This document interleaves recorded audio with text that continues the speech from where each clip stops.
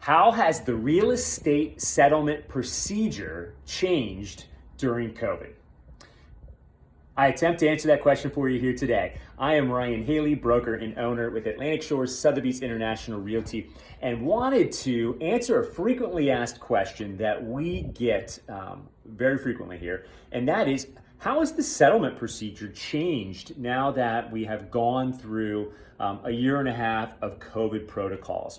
And to touch on that, one thing that we have definitely seen changed is sellers not attending as many of the settlements. This has always been the case for a seller. They didn't necessarily have to attend settlement as long as the documents were prepared, payoff had been ordered, and the title company had some notice ahead of time to be able to send all the documents to the seller at their home to then be signed by a notary.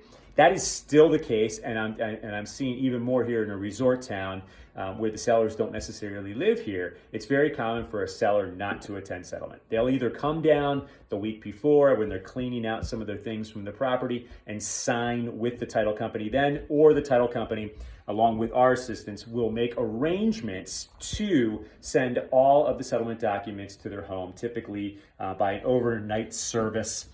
Where they can sign in front of a notary, get them back, and then once settlement is complete, all the monies will be wired directly to the seller. So on the seller side, I'm seeing less sellers attending settlement.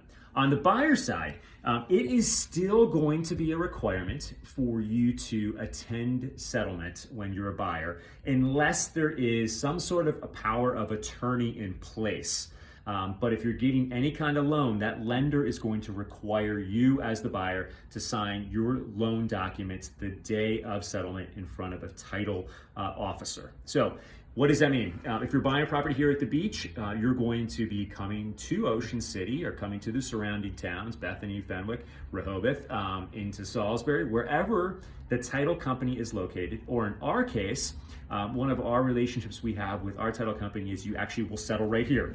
Got the sign behind me there. We're going to settle right in our office. We give the ability to settle in our office. You don't have to go to a separate title company, and or in some cases, we actually have the ability to settle right at the property.